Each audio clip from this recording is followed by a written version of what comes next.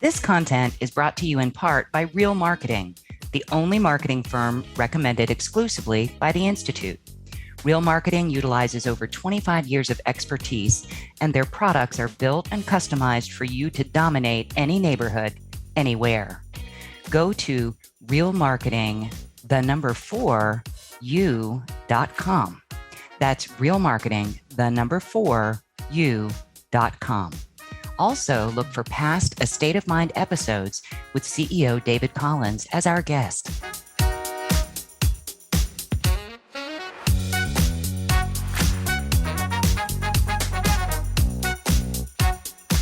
John, thank you for being with me today. How are you?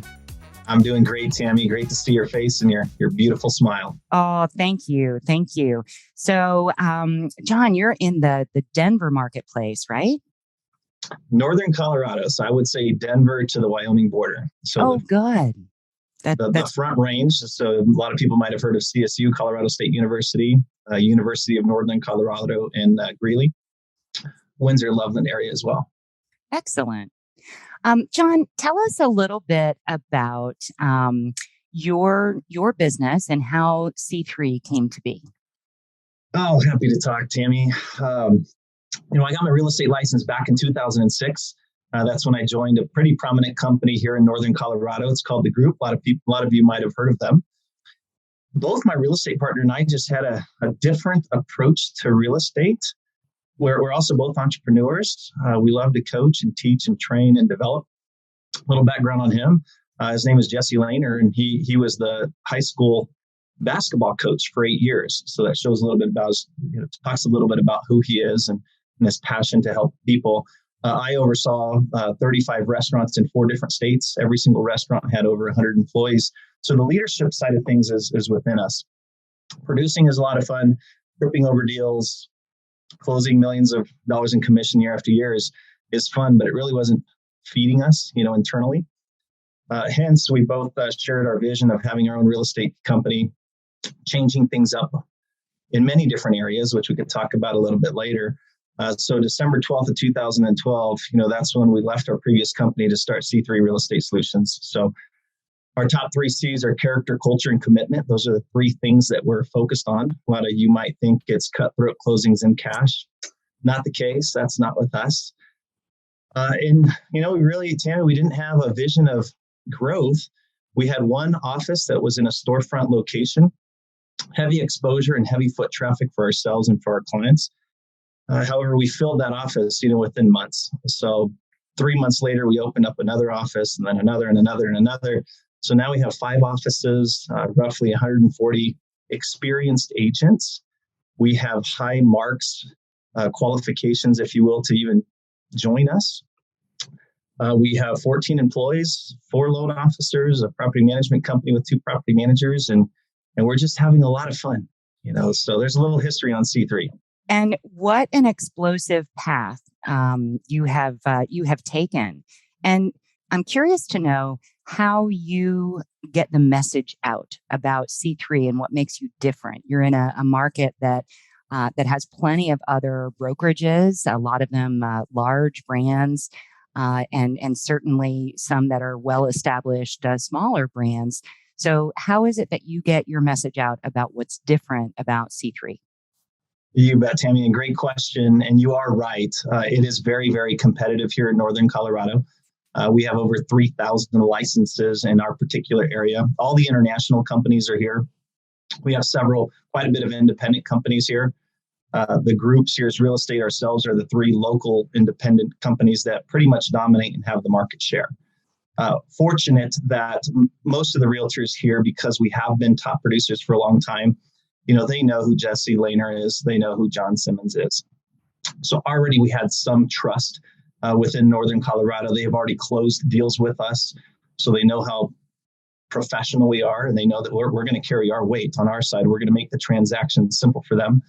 That's one thing. We've always focused on our marketing. I mean, that's what differentiates us, right? As realtors, why is that seller going to hire us versus the other 11 realtors that they know? Same in brokerage. Is our value proposition, is our compensation package to our agents competitive? What is it that they're looking for? Most realtors want to work with the best, at least those full-time realtors that are out there, right? So if your standards are higher than the industry average, they're going to come be a part of that. We do not allow mediocre marketing. Nobody can take their own photos, for example, unless they are a professional photographer with a wide angle lens. We highly encourage the Matterport, the aerials, the Twilights, and all these added, whether it's for the online marketing or the print marketing. We have high standards. If at any time you drop below the standards, you want to cut some corners, you're welcome to go to any other company.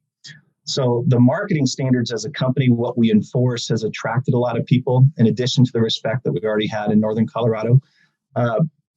Everything else, the office locations that we have, the support that we have for our agents, whether it's the staff members that are helping them behind the scenes with the non-income producing tasks, we have all of that. So we are fortunate, and I say this with pride and humility, that we do not recruit, Tami. That's the weird thing. I attend a lot of these international and national conferences for employing broker and owners. And one of the biggest topics of conversation every time is recruiting and retention. And they beat every single owner employing broker up. We have been able to create something that attracts the talent. So we don't send out postcards and newsletters and chocolates and flowers to these realtors saying, you're perfect over here. We don't know them. We want to know their character, right? Our character, culture, commitment.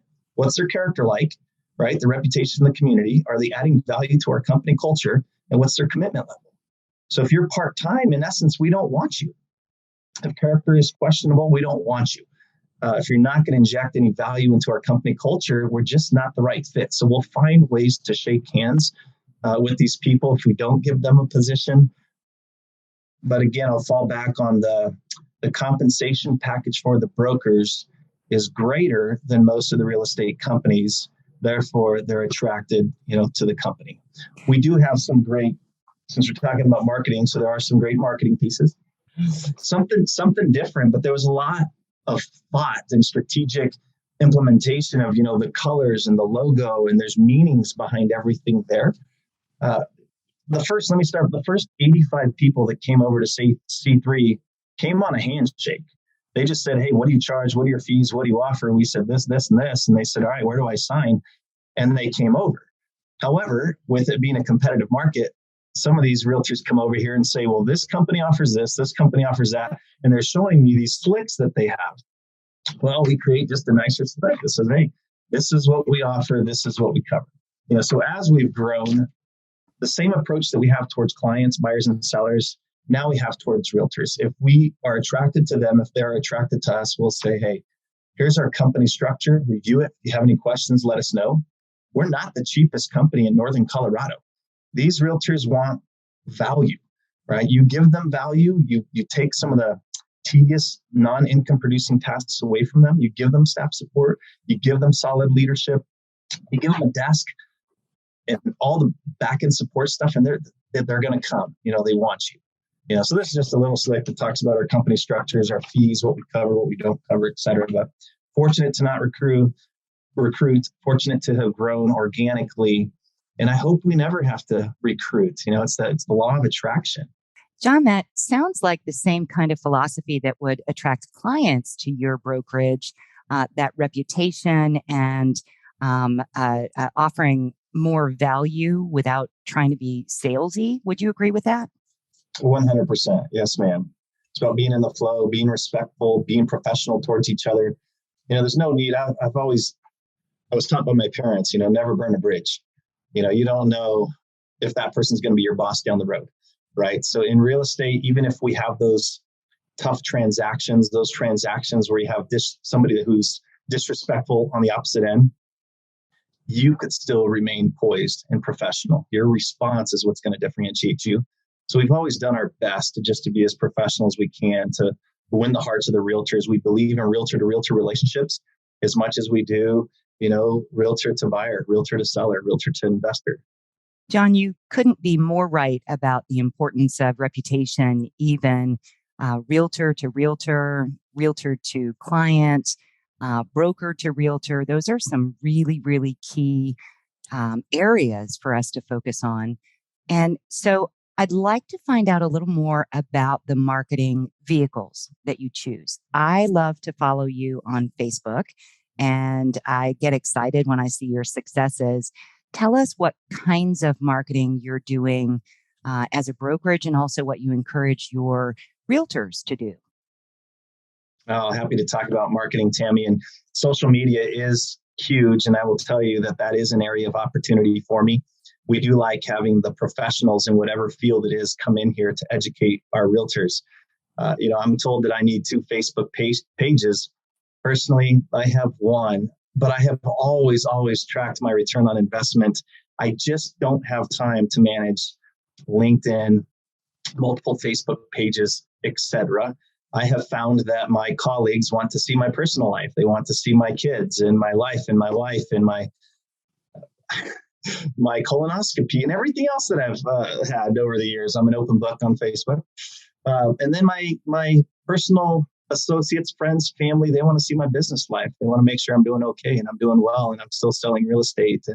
And so I try to mix up my posts with something personal, something business.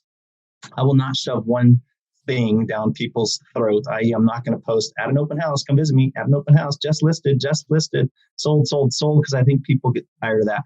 We've always had this personal approach to connecting with clients. Our resumes, it was 2009, so 3 years into the industry, where I created a personal resume, meaning there was photos of my son, of my wife, of me in uniform while I served in the military, climbing a 14er, my previous industry being in the restaurant industry, the hospitality field. That now connected with other people that are similar to who I am, right? So we're not going to, if people have a problem with who I am, whether it's my faith or my military service, whatever it is, well, then don't hire me. There's somebody else out there for you, right? So with our agents, it's the same thing. If you're an equine realtor, well, then have a picture with your horse. If you love dogs, have your dogs. But nobody wants that college cardstock resume. That's boring. Nobody's reading through it. If anything, they're getting your personal information off of it, and that is it. Everybody wants to connect. If you're a CrossFitter, have your CrossFit photo. If you're a Harley rider, well, then have a picture of your motorcycle. But we all understand that we must be in the flow. We must be networking. And organically, we're going to attract people that are very similar to who we are. As far as the print marketing, we want everything to be the most professional out there or in the industry. Here's the funny thing about real estate. It is a copycat industry. You could see what the realtors of every company are doing. And if you do a better job marketing, pretty soon that's going to get out there. So I am proud to say that we were one of the first people to ever do aerial photography. This is pre-drone era, when you had a remote control helicopter with a mounted camera on the bottom, and it would only fly for 30 seconds. The battery would drain, they'd land it, change the battery, it'd fly again, and they'd take pictures of homes on acreage for me. Right? We're the first to do these personal resumes, the first to do 4-page brochures. Now, believe it or not, there's 8 and 10-page brochures. Granted, this is print marketing. Online is most important. The international internet, exposure that you give should be better than what the other realtors are providing. But what do buyers do when they see a house they like? They drive by the property. Right. So if you have this that talks about what's inside, outside, the mechanicals, 2 highly efficient furnaces, 2 central AC units, a Harry Potter room, a safe room, whatever, that they can't see from the outside. Well, now you stand the chance of having another showing. The more showings we get, the more offers we get, the higher we drive the price up for our sellers. So I would say online and or print, our marketing sets the bar when it comes to professionalism. And it's just flat out different. Right? If I see somebody else that has a creative piece that's out there, I might look at that and say, you know what? That is amazing. That is better than what I provide. As a matter of fact, let me show you this. I won't put there's no logo on the front, but this market analysis hardback is better than the market analysis that I provide. The fact that I do a lot of luxury, there's 2 agents that sell the majority of the $1 million properties here in Northern Colorado. Thankfully, both are at C3. One myself, and one is by the name of Shirley, who's been licensed for many, many years. This is better than what we provide to these luxury listings. So this person just raised the bar for me. right? So how can I be different if it's going to get more and more competitive? We just need to continue to be the innovators. John, I think that there's another component to your marketing that I would like to focus on. You mentioned organic. And I know you do a lot of community service, and that's a big part of marketing and getting your message out. Tell us what kinds of things you do to connect with your community. I think being involved and giving back should be on everybody's priority list. I've been doing it since I was a kid. We used to pound the pavement in the restaurant industry. We'd go from company to company, just seeing what we could do to support others. We are fortunate to be in this industry that we're in. And granted, there's some realtors that might be struggling. However, if you're doing the activities that leads to income, we have the potential to make an incredible living in this industry, right? So the more we make, the more we have the ability to help others. That's our philosophy. We are usually 200 to 300% over national average when it comes to donations and contributions to nonprofits.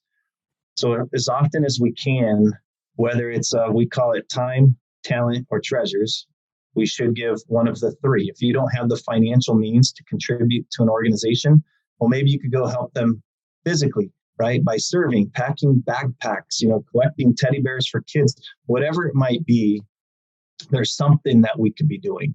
So most of our agents are encouraged to be involved, number one, at the national level, the state level, and the local level. They're also encouraged to be involved with the Chamber of Commerce, right? I mean, we have 6 chamber memberships that we have here at C3. We have a liaison for every single city, if you will, every single chamber. And it's their job to present the activities that city is providing that week, right? Trick or treat, when was that? That was 2 days ago. We just one office alone, which is our storefront in downtown Loveland, Colorado. We spent over $700 on candy, just giving kids the candy because it's trick or treat night. That is giving back, right? So we have our agents there who are volunteering and they're handing out candy and sometimes their business cards, resumes, but their clients see them. They get to see their clients. We're just involved, so if we're sponsoring a triathlon or whatever it might be, that gives our company exposure. So we do pool together. There's a small transaction fee for every realtor that's here.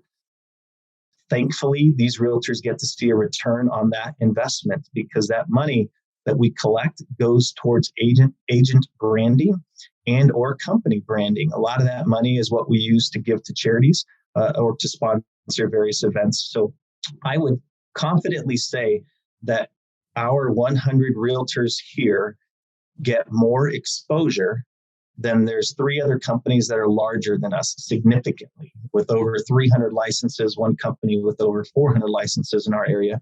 But our 100 get the exposure that they deserve because of some of the marketing that we choose to do, but also because of that community involvement that we're encouraging. They're out there bumping elbows, giving back. They're going to connect with others that are like-minded. Ultimately, when there's a real estate need or transaction, it's going to them. They have out-schmoozed the other 2,900 realtors that are out there. The community involvement, that is a really robust way to do something that's meaningful, that doesn't have the kind of measurable ROI as print ad campaigns or paid website strategy. So as most successful real estate professionals and brokerages do an annual plan to evaluate what was working and what didn't, how do you approach evaluating what you're going to continue doing or look for new opportunities? Great question, ma'am. I mean, individually, we have end-of-year business planning sessions. As a company, we do that as well. There's a class, let me take it off my corkboard here, that I taught, probably 5 years ago, which the realtors love. And it's simply called the Wheel of Fortune. So once we identify how much time an individual realtor has, right? Because a lot of them are single parents or they're involved in the community, various organizations. Not all of us are going to work 15-hour workdays, right? So once we know what their priorities are, then we know how to create a action plan for them or a business plan for them specific to the time that they have to allot towards activities. The activities generate the income, right? So we know that shaking hands, being in the flow, that gives you your best return on investment. Your friends and family who know, like, and trust you will use you, right? The chasing is what we all tend to do, which has a much lesser return on investment, i.e. NAR will give us all the statistic that it's 1 in 2,500 postcards in which we're going to get a call and capture a deal. 2,500 postcards, right? How many realtors do I see that are sending out, 100 or 50, maybe it's 200 postcards? I just listed your neighbor's house. Again, you have to send out 2,500 to get a call. Now, we've always said, well, if our training and our company structure and our marketing is better, we should certainly be better than national average. So let's say it's 1 in 1,000, right? The content of the postcard is better. So now the phone rings 1 in 1,000. That's still 1,000 postcards that are going out there, right? So this wheel of fortune, the gold, is what gives you the highest return on investment, right? Next, believe it or not, is floor and or open houses. And NAR gives you that statistic. 1 in 15 clients that you meet on floor, or 1 in 15 clients that you meet at an open house, will call you. Again, we are better than national average. So it should be 1 in 10. What are you handing out that's of value to these buyers and sellers that are walking into your open house? They're more than a lead. They want something because they're there, unless they're the looky-loo, right? Which it's going to happen. I want that looky-loo to love me and to have my information, because they're going to hand it out to somebody who has a real estate need, right? The lead generating, cold calling, for sale by owners, expired and withdrawn, that's all down here. So if you're a young recruit, you're not married, no kids, you have all the time in the world to just grind, we're going to tell you to do the whole pie. If you're an opposite person, you're involved with your family, church, organizations, whatever it might be, we're going to say, well, just do this. But you have to do this, right? Your sphere, people that know, like, and trust you, right? Are you calling them on their birthdays, their anniversaries? Are you texting them, Facebooking them, emailing them, mailing them stuff of value, right? You should be. Are you doing a customer appreciation party? You should be, right? So those are all the flow activities that we say you've got to do this. Don't spend thousands and thousands of dollars lead chasing when the return on investment is lesser than shaking hands, kissing babies, giving hugs, right? It's the fun way of doing real estate. However, if you don't hit your goals, well, then just add another piece of the pie and then you got more business, right? So, John, I think that's a brilliant approach to customize a plan based on everyone's individual abilities and needs, and to focus on those things that aren't necessarily shiny objects. A lot of times when we have a conversation about marketing, the focus is on the pretty, right? The tactile, the imagery. And what I'm hearing loud and clear from you is that it's a much bigger picture, that the branding, the marketing is an ongoing strategy of behavior and activities and involvement, and much deeper than just developing a pretty logo and some pretty slicks. But I am curious if there's any one marketing thing that you've done, whether it could be strategy or whether it was something in print or something that you could put your fingers on, that you would never do again. Ooh, what would I not do again? It's funny because when I look at my business year after year after year, so yes, I'm the employing broker, right? The co-founder of C3, but production is still my greatest source of income. So currently I'm at $75 million in sales volume right now, right? So I am a realtor. I'm just like everybody else, and I'm out there hustling and grinding to pick up buyers and sellers, builders and investors. So I no longer have to chase, meaning I don't have to do the postcards any longer for every just listed property or just sold or under contract. I choose demographic groups. So I choose to market to veteran rooftops. I choose to market to luxury, the highest assessed homes in my area, being a luxury specialist. That gives me a return year after year. But when I look at my business and the income generated from one of those lesser return on investment pieces of the pie, If I choose to walk away from expired and withdrawals, I'm walking away from $70,000 to $100,000. It's not only that, it's the leads generated off of that listing, which a lot of my agents get, right? So how much less would they have made if I didn't secure that listing? So I personally choose to do as many of those activities on that wheel of fortune that I can do. I work as hard as I can every single day, but there's not a marketing piece I wouldn't do. Actually, it's this. I spent money on a bus bench. You don't get calls off of a bus bench. You don't get calls off of a billboard or a grocery cart. So that could be a big waste. However, I do think that there's a person for that. If you have a large sphere, i.e., we have a couple educators that are here. We have a lieutenant for the police department here. The Larimer County Sheriff, after 37 years as a sheriff, he's here. Everybody in this area knows that person. So if you get a bus bench, it's exposure to your people. So it's your sphere. So it's like, oh, there's Andy. Oh, there's John. There's John. There's John. Right. So you're gaining exposure, and it's that top of mind awareness for them. Right. NAR puts out another statistic. Every homeowner knows 12 realtors. Right. So if I'm the one on those buyers and sellers' mind, I'm the one that they're going to call. If somebody else was at their birthday party or whatever it was, whoever was last top of mind for that client, that's who they're going to call. I'm always trying to intercept people. I'm trying to be as organically and professionally aggressive as I can be. My clients once a month get something of value, whether it's a heat pack or a jar opener, the Denver Broncos calendar or end of year calendar, whatever it might be. They are getting something personal and of value from me every single month. On top of that, I'm calling them, texting them, emailing them on their birthdays, their anniversaries, their graduations, when their spouse died, dad died, whether it's sympathy or excitement. I'm talking to my people. Rarely do they cheat on me. When they do, it's because daughter got licensed or mom got licensed. Well, I can't compete with family. And thankfully, I'm close friends with them because I still want to do deals with them down the road. That is so true, John. And you have brought up the importance of marketing to your sphere of influence every bit as much as marketing to gain new business. And I learned that myself once. We stopped advertising in a publication because it became nothing but real estate ads. And we decided we didn't want to be in that fray. And after a little while, people would come up to us and say, "Hey, are you still in the business? We haven't seen you in that publication." And so that was a lesson to us that sometimes the absence of being someplace is more noticeable than the constant reminder. But you're right about reaching the audience and choosing the vehicles that are going to reach your audience.